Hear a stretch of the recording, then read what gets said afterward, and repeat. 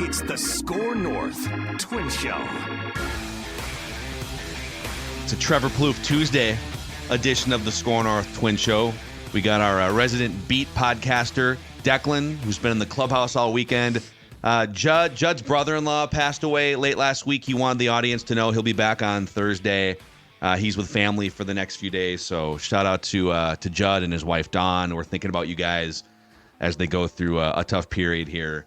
But boys, let's talk some Twins baseball.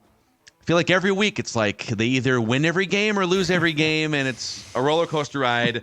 They're now back 5 games above 500. The Royals are in the Royals, by the way, 34-21. The Guardians are 36-18. What is happening in this division right now, Trevor? I don't know. I keep waiting for the shoe to fall off and the carriage to turn back into a pumpkin with the Royals, but I think they're here to stay. Like, you look at the starting rotation, and you're like, okay, is Seth Lugo, is he a 1.7 ERA guy? Then you look at like his track record, like he's actually got a pretty good track record. Yeah. But the rotation has just been so strong, and they're getting like, enough offense. Like Sal Perez is driving in runs every time he gets the chance, and Bobby Witt's doing what he's doing. Then you just got like, this is what the Twins kind of need. Like certain guys stepping up at the right times. Michael Massey stepping up at the right time. Like it's just, that's what good teams do. And I don't know, man. The Guardians, they've always been an enigma to me. Like I just don't understand how they've been one of the best teams in baseball over the last decade, dude. Just random guys, random players. They never sign anyone in a free agent deal. They've given away good players. They've made bad trades, but they just win. It's Guardians so, culture. I don't know. Guardians culture. We got Heat culture in the NBA. We got Guardians culture in Major League Baseball. I don't get it. Yeah, it's the most bizarre thing, and we've, we do vibe checks, Trev, on Monday. We always try to do a vibe check of like, all right, it's been a week. We're gonna do a State of the Twins episode as you go in, just kind of like you guys do when you recap on Talking Baseball.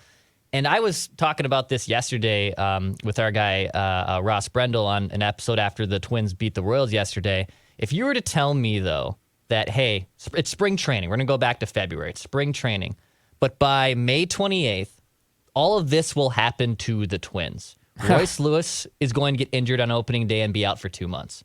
You're going to have also IL stints to Carlos Correa and Byron Buxton.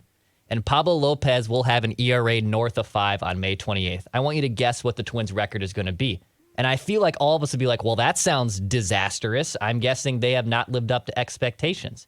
And yet here they still sit 5 games over 500 after all of that, with Royce Lewis about to come back, with Carlos Correa playing good ball. Buck is finally healthy again, playing center field. So, yes, they had to weather this weird storm of inconsistencies. But I think you look at it from the totality of that, and even with the Central being a hell of a lot better, this is still a good ball team. Like this is maybe not a great team yet, but it's still a pretty good ball club when you consider everything that's happened.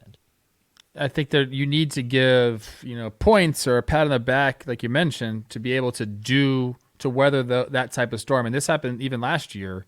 It was around the All-Star break, and the Twins were kind of middling there, right around 500. The division was worse, but the pitching staff was doing its thing, and they hadn't hit with. Was it runners in scoring position or was it bases loaded? That was like the big topic. Like they couldn't do it. And it was like, and I said the same thing. If you told Twins fans that you're going to have like a top 5 starting pitching rotation and be, in first place or close to first place in your division, you'd probably take it no matter what the standings actually are or, what the offense is doing. You'd say, okay, we're like, this is where you want to be. So, like, yeah, if you're weathering all these things and you're a Twins fan, you look up and you're still, you're in third place in the division, but you got a good chance to make the playoffs according to all the websites, and reinforcements are coming. I think you're in a good spot. Yeah, let's have a Royce Lewis conversation for a second, because it's been I think if you were to have asked him a month ago, he would have said, "Put me in, man." Like he just wants to play. Yeah. And Rocco has had to say a couple times, like, in the front office, we're trying to do the right thing long term. We're not going to just send him out there 2 weeks too early. So he finally gets into a rehab stint, And was it the first game, Dex? Yes. He steals second base. And of course then it gets back to the Twins, and I can't remember if it was Rocco. I think it was Rocco that said like, he will be hearing from us. He should not be stealing bases during rehab stint. But what did you make of that when you saw it? I mean, here's my, and again, I never played Major League Baseball. I did stay at a Holiday Inn Express last night, I guess. But if you're not cleared to sprint, then you shouldn't be playing in a rehab game anyway. So I don't really understand what the big deal is for him trying to steal a bag. I mean, he's cleared to sprint. He's been sitting out for 2 months. But kind of a weird deal. It's such a weird baseball. I don't know. Some things are just like it only happens in baseball. That's one of the things. Like in any other sport, how could you not sprint? Like basketball, you got to sprint up and down the court. Football, like if you're not sprinting, like the game's going to pass you by. And in baseball, I guess you can get by not sprinting, just like kind of playing outfield Jim told me he kind of power walked for like 15 minutes. Yeah, so baseball is just a weird freaking sport. I don't know, man. I guess, and it's funny because when you go through rehab stuff like this, like you're out before the game running the bases, like trying to get to full speed, or at least you're running sprints somewhere, and they're saying, okay, 50%, 75%, okay, now 100%, let's give it all. So what is the difference? I don't know. I had a similar situation. It was a spring training. I pulled a calf muscle. I get back right at the end of spring training, and I'm doing pregame warm-ups, and I forget it was somebody, and him and I like raced to second base. It's like pregame. I'm just like I'm getting ready to go, and so we like race. And after the game, Terry Ryan called me into his office or somewhere in the spring training facility, and he goes, "What are you doing? Like, why would you like in front of everybody? You're going to race. You're just coming off a soft tissue thing." And I'm like, dude, I feel good. I've already been running sprints on the backfield for a week now, But it's that mentality, like save it for something. I guess save it for the big leagues. I don't know, man. They should be happy that he feels good enough to do it, right? Like that's right. What I take away from this is like, let's get this guy back on the freaking roster, man. Yeah, I'm trying to envision Terry pulling the glasses down to the bridge of the nose. Now, Trevor, he's like, you're such an idiot. Like he had many talks with me like that, and I thank him for that because I probably needed it. Yeah. So I like that he did it though. Like Royce is this super nice guy, and anyone who has interacted with him will obviously say that. You would not guess that the man is a number 1 overall pick in a major sport, and that he has all this talent in the world, and the way he talks to people and carries himself. You would not. I don't think you would envision how nice of a guy he is. No, not at all. Right, but he also, I think, does have this competitive fire, and I think this quad injury specifically, this has taken the most mental toll out of him. When you consider he has torn his ACL twice, he's battled weird injuries, he's had an interesting path to the major leagues, but this one, I think, now that he made the opening day roster and he had the exciting playoffs, and he has personally felt like he's been ready to go for basically a month, and he still had to sit and wait until he got the green light. I think it was a little bit of a define of, hey, look at me, get me up here, I want to help this team, I'm ready to go, let's go, it's go time.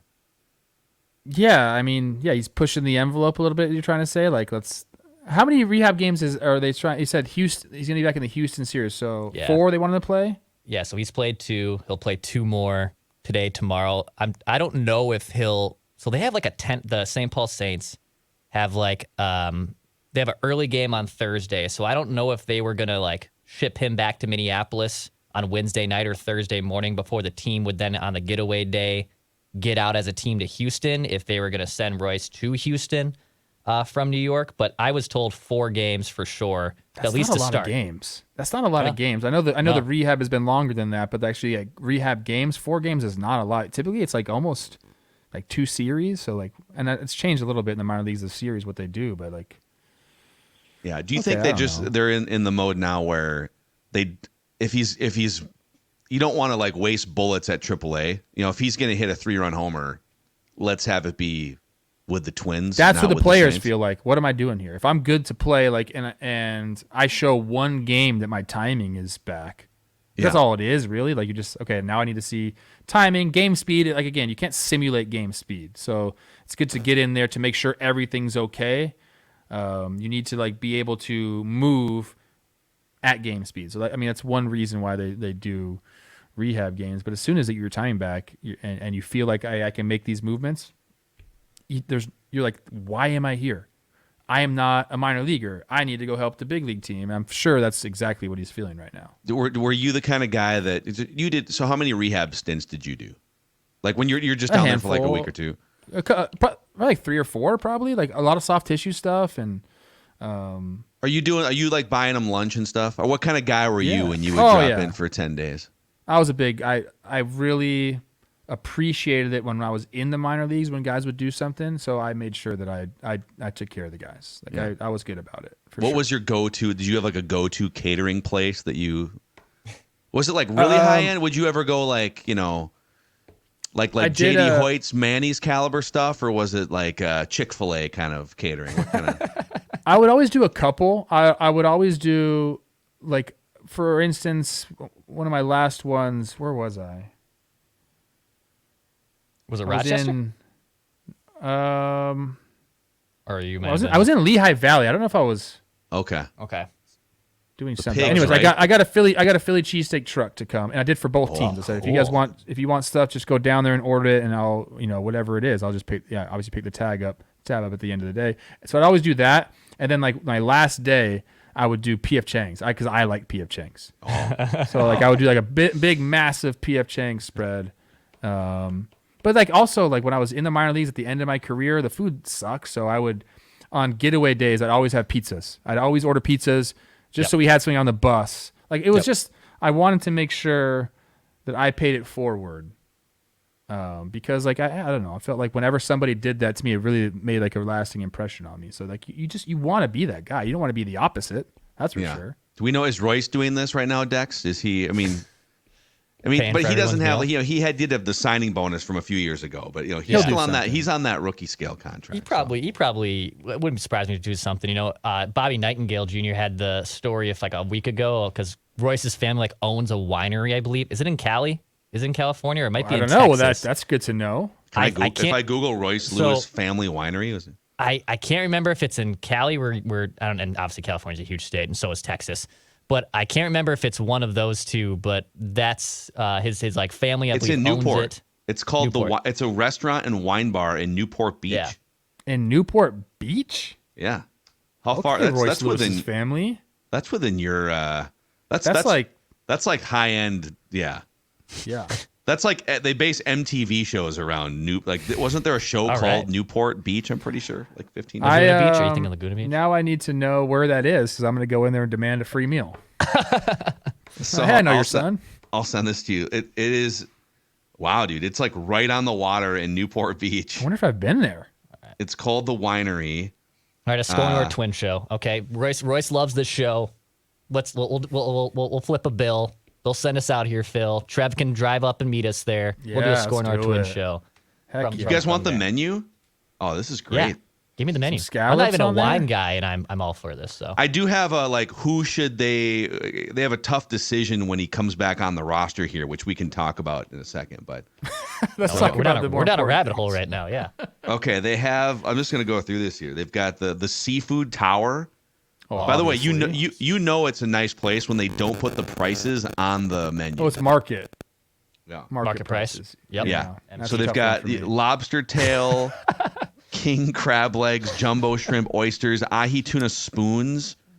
That's all part of the tower. Okay. Some seared rare ahi tuna. They got a bunch. Starving right now. Pretty much everything in the tower is available individually too. They also have they've got pork belly lollipops. Oh my god. That sounds amazing. They've got some crispy almond dusted calamari with some spicy tomato aioli. So this is I mean, you're reading these items off, and I can just tell like you're going to be spending a pretty penny here. Yeah, I think my guess is the seafood tower is probably $130 somewhere in there, right? I would go. So Trev, you got the bill then. We're all I got we're all it. good. I got it. Okay, cool. Sounds good to Does me. this apply to podcasts too? When you come in and roll the food truck up. So, anyways, like, who does he take the place of?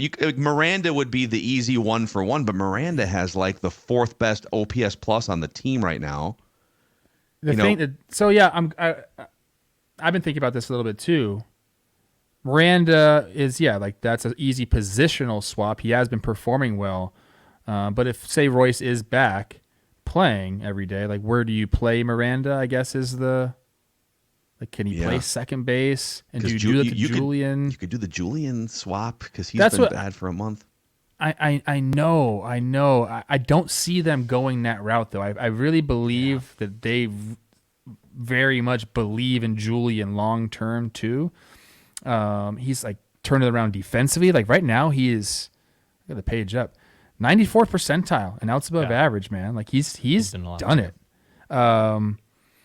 And there are some things he's done well, like obviously the chase and the walk rate is still there, although he hasn't walked much as of late. Barrel percentage is still there. He's really struggling with the offense, the off-speed pitches. So who are the candidates? Would be Julien, Farmer, or an outfielder, Farmer's right? the interesting one because we're sitting here. We're 2 months into the season. He's batting 163 with a 49 OPS plus, and so 100 is league average. He just.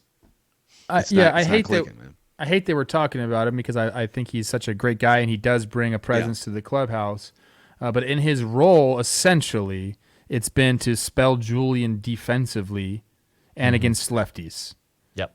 But if you're not hitting, and Julian's now a better defender, that maybe you don't need to take him out of the games. That was Julian's goal all along. Like, I don't want to be taken out of games. I want to continue to play defensively at the end. If he's shown the ability to do that, then it could end up being Farmer, and then Miranda stays as kind of like Willie Castro's already like your backup infielder, kind of too. Your utility guy, yeah.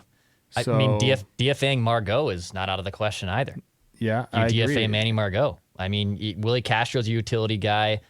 It sounds like Trevor Larnach's foot is finally heading in the right direction after he's been like primarily a DH. And look, the dude still, even with maybe a hampered foot, is just still crushing balls. But he might be able to get back in the field a little bit more. Like DFAing Margot, which, by the way, that trade's just going to be a bust. And you were hoping that he was going to be something for you as a quality outfielder, but there might just not be anything left there. Yeah, I mean, that's definitely an option. I think the way that Rocco uses the roster, right? Like, it's platoon heavy, but also like he likes to pinch hit. So you need guys that are ready to swing the bat offensively. So I think that it's not like I don't think this is like going to be a typical decision just because of the way they move guys around. And if you have a guy like Willie Castro, I think he's kind of the guy that kind of like is not messing everything up, but he's making this a broader discussion because you have Willie Castro to plug and play at any of these positions. Like if you take an outfielder out, well, Willie can play outfield. If you take an infielder out, well, Willie can play infield. So it's like it's making it them have the choice to go out and move an outfielder or an infielder. It's going to be interesting to see. I really don't have a great read on what they're going to do. But like again, like what role does Miranda play if he'd have to play second base, right? And so you're not going to pinch hit. You're not going to platoon for Royce ever, and so you're platooning for lefties. Does he become like more of a utility player, Miranda? So he has played in his minor league career 168 games at second base. You're trying to get Julien out against left-handed hitters or pitchers, essentially. Mm-hmm. So can Miranda move into the Kyle Farmer role where he plays the first 5 innings at second base, and then Julien comes back in? Yeah, it's not a bad. So the last time he played second base was in 2021, but he has played a bunch of games in the Twins system, AA and AAA. He played like 20 or 30 games at second base for the St. Paul Saints in 2021. So it's not a totally foreign position to him if you're looking for, because his bat, like you're looking for offense here too, and Miranda's bat is. You should think long and hard before you just send that thing back to the minor leagues. I think Julien. I almost think Julien's out of the question, but I guess I could be wrong about that. In my mind, he's out of the question. Yeah. I mean, they moved him down the order too. He's batting 8th the last few days. Yesterday was a great day for him. He reached base in all 3 appearances. He had a great day at the plate. It was honestly like his best best game offensively in a long time. And I think he still has a lot to learn about hitting those breaking balls and stuff and just being more consistent and more confident with it. I think that's a big thing for him. He has as much as his skill set is good, it's a limited skill set at the plate. And he has to probably expand on that to be a true everyday major league hitter, or he's just going to be someone that does hit 210 and crushes fastballs and is a good now fielding second baseman. I want to see him get to the next level. Yeah, I don't have that feeling with him. I think he is going to be a really, really good big leaguer. And so Rocco mentioned this, and we've talked about this too. Like, he's never struggled before. Mm-hmm. He's never struggled offensively before at any level and maybe when he was a kid. I don't know about his freaking little league days. Like, maybe he's a late bloomer there. You went through a prolonged slump when he was 13. Do you know what I mean? Like, Mickey Mantle ball is brutal, man. It's really tough. Since he's played like competitive baseball, whatever that. So I'll just start at Auburn because that's when things kind of get serious. Since college, he's never struggled offensively. So like, I think that is has as much to do with this as anything mechanically. Like, I don't think there's anything wrong mechanically. When I watch his at-bats, there are some times where you're like, dude, this guy needs to do this guy needs to do that. Like, I don't have like a glaring issue with anything he's doing mechanically. I think it's more like mentally, you just got to have a different approach. You got to be able to tell yourself sometimes to make this adjustment, but not like a massive one. Like small tweaks here and there, just approach driven. So it's like more mental than anything. And I would be willing to bet right now that we're like at his low OPS for the year. Like, I'd be willing to bet that he's about to do something. Yeah. Like, it's just not going to, I just don't see that from him when he's in the box. There's nothing that he needs to change, not too much other than approach. Yeah, that's fair. By the way, I found the sides section of Royce Lewis's family's menu. You guys are like this. You guys are going to love this.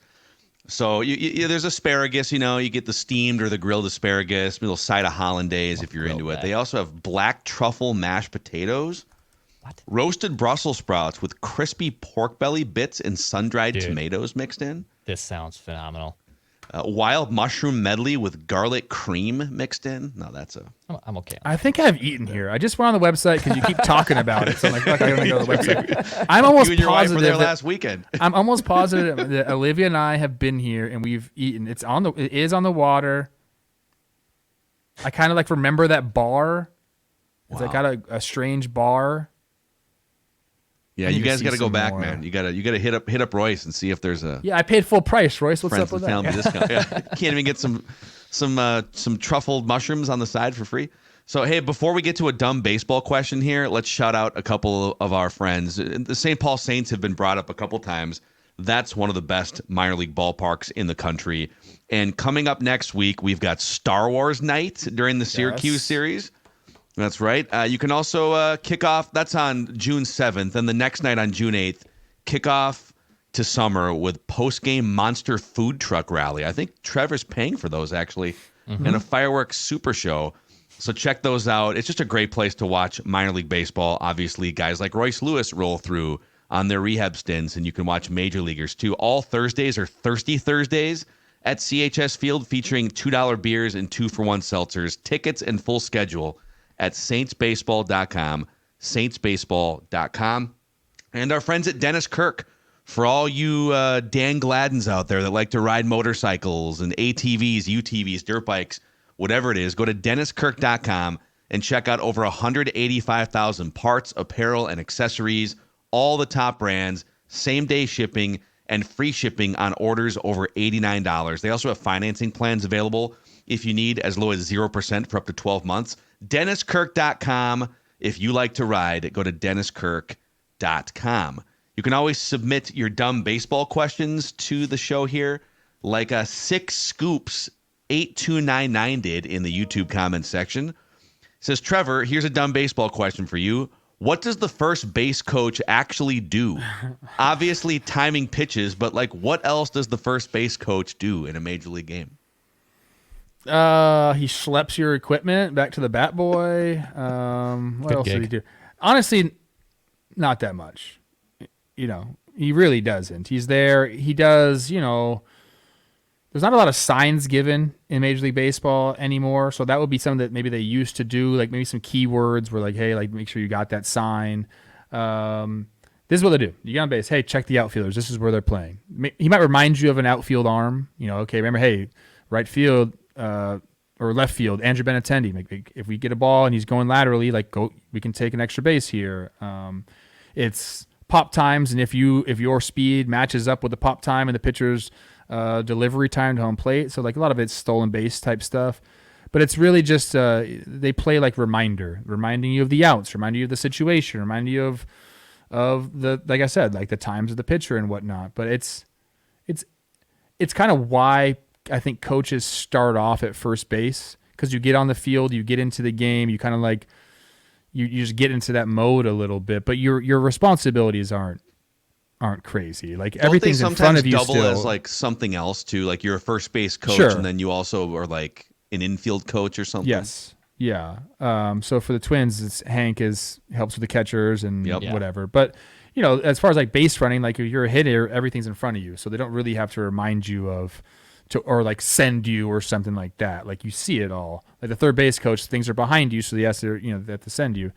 But he's a reminder. I think that's a good way to put it. He'll remind you of things that you need to do. So hold my shin guards and remind me that the right fielder has a cannon and just. Kind of, yeah. That's about it. That's really kind of all that they do. And sometimes, they could be good at like picking up stuff like pitchers and catchers' movements, like they're watching a lot. So, like you said, it's not their only job usually on the staff, but when they're out there at first base, like in the box, like there's not a lot going on. It's just they got their sheet. Remember about the arms in the outfield. Here's the situation. And sometimes that's good because you're a player and you're just like, you just got to knock. You're either like so happy, or your mind goes somewhere else. Like, your okay, first hey, man. time down there in 2 weeks. Kind of, yeah, yeah. Poor So, Christian Vasquez went like 0 for 28. Man, I think they man. got the ball. I know Chris Paddock was asking like, get the ball. And he went down and got that pitch too. That was like a good pitch. Yeah. He went down and like down in the zone and like, thank God he put the barrel on. See, the first base coach is key in that situation. He's like, Vasquez needs a roadmap to second. He hasn't been on first base in a while, so it's just a little reminder. Touch second, go to third.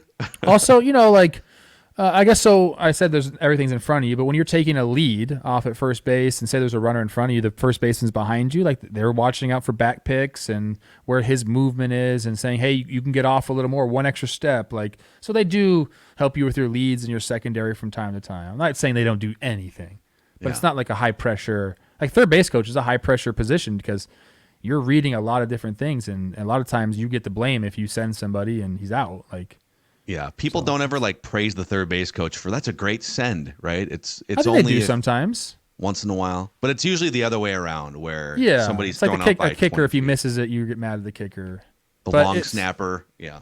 Exactly, but yeah, I feel like I just bashed on the first base coaches. I don't mean A little to. bit, They provide That's value, all right. but it's not as Look, not that Hank intricate of a Cogner, job. Phil will appreciate this. Trev, I have no idea if you are a fan of this. Hank Cogner's a huge wrestling fan, so he wears that D-Generation X shirt that I also have. Oh, he does? all the time. love. All Dude, the I time. love him. I saw a guy just in Minneapolis with his family. It was like 3 little kids, his wife, and he's wearing an NWO shirt, God just bless walking around. Hank also provides me with cash on the team flights. I play in the card game. Him, Tommy Watkins, and Jace Tingler, and he just gives me cash all the time. It's nice, like personal ATM kind of. So, see, there is value. There is value. There's value. There is real value. Monetary value. So, yeah, you can hit us up. Just drop your dumb baseball questions. We'll sprinkle them in throughout these Tuesdays with Trevor on the SKOR North Twins Show. All right, Trevor. Good stuff, man. Thanks, guys. We'll talk to you next week. We'll see if the Twins can I'll be on the call. keep it rolling here. When are you? New York. I start in New York. I go for like 10 days. So Love Nice. it. And then you'll be in Minnesota for a few of those days, too. yes, yep. Cool. There he is. That's Coach Trevor Plouffe, John Boy Media, Valley Sports North, the SKOR North Twins Show. We'll see you guys.